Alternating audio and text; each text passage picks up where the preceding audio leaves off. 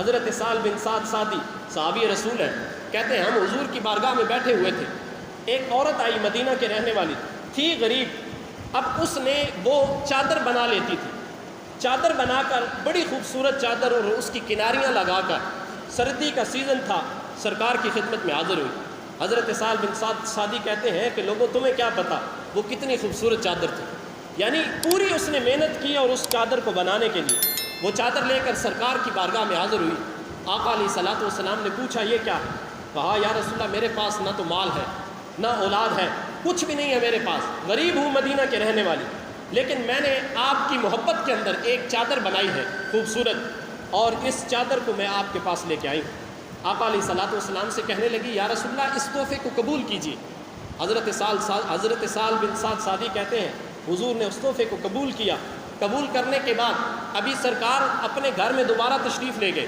اور اس چادر کو تہمت بنایا، اور تہمت بنا کر سرکار دو عالم صلی اللہ علیہ وسلم دوبارہ مسجد میں تشریف لائے۔ حضرت سہل بن سعد سعدی کہتے ہیں ہم حضور کے پاس تشریف فرما تھے، سرکار جیسے حجرہ انور سے دوبارہ اپنی چادر لپیٹ کر دوبارہ آئے تہمت باندھے ہوئے، حضرت عبد الرحمن بن عوف حضور کے پاس بیٹھے، سرکار دو عالم صلی اللہ علیہ وسلم کی اس چادر کو پکڑ کر کہتے ہیں یا رسول اللہ کتنی خوبصورت چادر ہے، کتنی عمدہ چادر ہے کہ جس نے بھی بنائی ہے بڑی خوبصورت بنائی ہے، یا رسول اللہ اگر یہ مجھے عطا کر دیں تو کیا کہنا۔ دیکھیں نا سرکار کو، صحابی کہتے ہیں حضور کو اس چادر کی ضرورت بھی تھی، سرکار کو سردی کے اندر اس چادر کی ضرورت تھی، لیکن سائل نے سوال کر دیا کہ یہ چادر جو خوبصورت چادر ہے حضور کو بڑی پسند بھی آئی کہ یہ مجھے واپس کر، یہ مجھے دے دیجئے۔ حضرت عبد الرحمن بن عوف آقا علیہ الصلوۃ والسلام سے جب چادر طلب کرتے ہیں، سرکار جتنی دیر مسجد میں بیٹھے، پھر بیٹھنے کے بعد مجلس برخاست ہوئی، اپنے حجرے کے اندر تشریف لے گئے، چادر کو اتار کر چادر تبدیل کی اور اس کو تہہ کر کے واپس آئے اپنے گھر سے، اور آ کر حضرت عبد الرحمن بن عوف کو تحفے میں عطا کر دیا۔ اب جو صحابہ کرام جو حضور کی مجلس میں بیٹھے تھے وہ حضرت عبد الرحمن بن عوف کے سر ہو گئے کہ آپ نے رسول اللہ صلی اللہ علیہ وسلم سے یہ چادر کیوں مانگی، کیونکہ حضور کو اس چادر کی ضرورت تھی،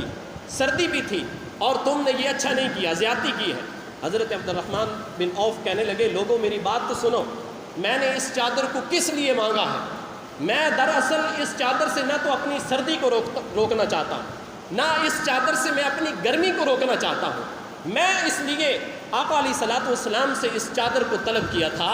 کہ میں جب اس دنیا سے مروں گا، اس دنیا سے جاؤں گا، تو قبر کے اندر میرے کفن جو ہے رسول اللہ کی اس چادر کے ساتھ مجھے دیا جائے گا۔ یعنی یہ صحابہ کا عقیدہ تھا کہ آقا علیہ الصلوۃ والسلام کے جو تبرکات ہیں، آقا علیہ الصلوۃ والسلام کی ساتھ جس کی کوئی نسبت ہو جاتی ہے، مرنے کے بعد بھی اس چیز کا فائدہ جو ہے وہ حاصل ہوتا ہے۔ اور حضرات محترم، ہم الحمدللہ سنی ہیں اور تبرکات کو ماننے والے ہیں، اور ہمارا یہ عقیدہ ہے کہ جو تبرکات ہوتے ہیں وہ اولیاء کے تبرکات ہوں، وہ انبیاء کے تبرکات ہوں۔ دیکھیے تابوت سکینہ، وہ اس میں کیا تھا؟ موسیٰ علیہ السلام کی لاٹھی تھی، ہارون علیہ السلام کی پگڑی تھی، وہ جو تابوت سکینہ کے اندر تبرکات تھے، جب بھی لڑائی کرنا ہوتی بنی اسرائیل کے لوگ اس تابوت سکینہ کو اپنی لڑائی کے آگے آگے رکھتے، اللہ رب العزت ان تبرکات کے صدقے بنی اسرائیل کو فتح عطا فرما دیتے۔